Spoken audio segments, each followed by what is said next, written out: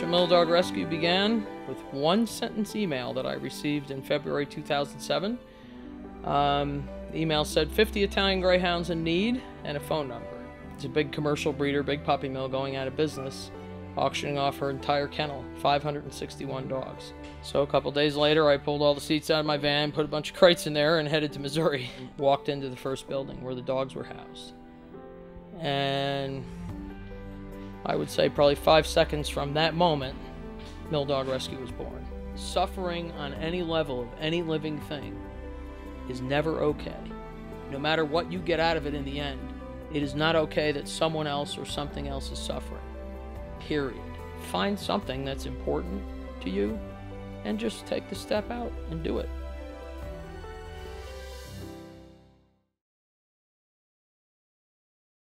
Well, I started a composting club because I thought that there was a need in our school. I thought that we were generating too much waste. So I got a bunch of my friends together. We actually built our own bin, and we've had to educate students and staff about composting. We now have 10 different composting collection sites around the school.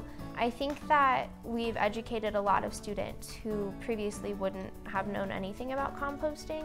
I think for me there are more opportunities at this stage in my life in environmental issues because I can do recycling at my school and I can do composting. I'd like to explore all different types of environmental issues when I'm in college, but I'll always want to keep promoting recycling and composting and things like that too.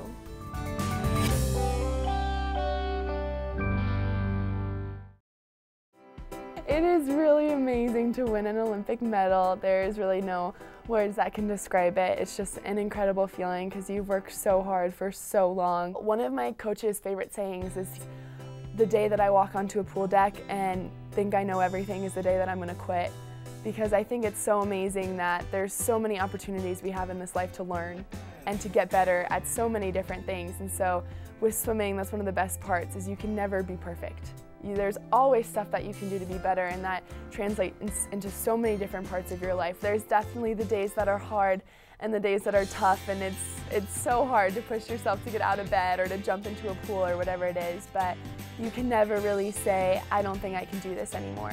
You have to be positive, and you have to know that you've already done so much and you're so close to where you need to be, and you just need to keep smiling and push through it and just know that you have to have the bad days in order to appreciate the good ones.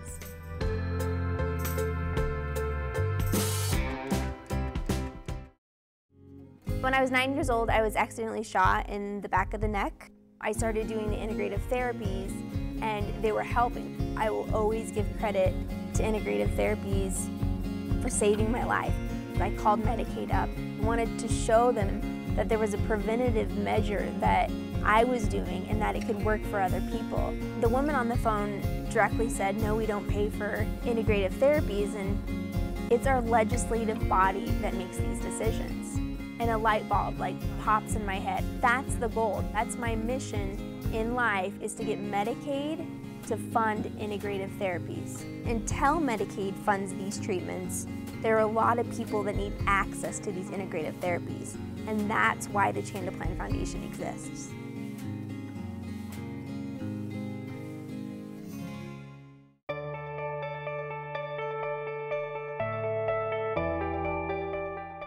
I think of myself as radioactive because I've tended to, maybe it's my personality, been willing to take a lot of risks. At times people would say, oh, she's impulsive, and other times people would say, oh, she's so bold, you know. As you know, the difference between how people describe women versus men. A man is confident for saying something that the woman says, and she's strident. We are way behind in numbers of women in Congress, in the lower house, and in the Senate. Although we have some, it's not anywhere near half, which is what it should be. At that time, there were 7 women out of 35 in the Senate. I told them at that rate, they wouldn't take control till 2050. Well, now they just need one more woman, and they will be in control of the Senate. It's important for women to be in Congress because we think differently. We act much more collaboratively, which is so important in this era of hyper-partisanship. And we also have different focuses on issues. When we talk about funding for childcare, for example, we know what that means because we've had childcare issues of our own. Most women in Congress wait until their children are grown before they run for Congress. And as a result, they never get the kind of seniority to be the committee chairman. That's one reason why we have had so few women at the very highest levels of government, and we've never had a woman president. We need to get young women who have kids to be running for office at the state and local level and then all the way up.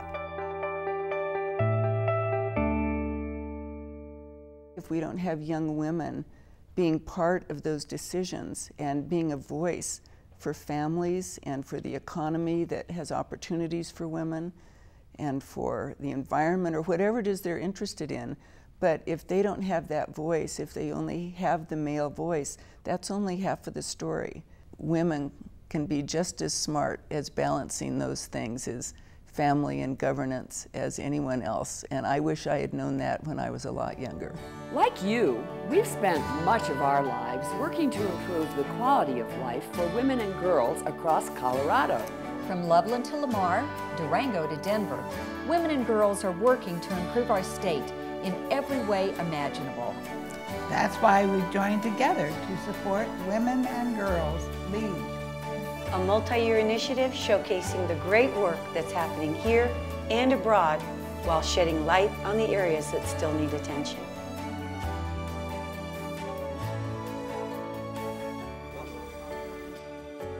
And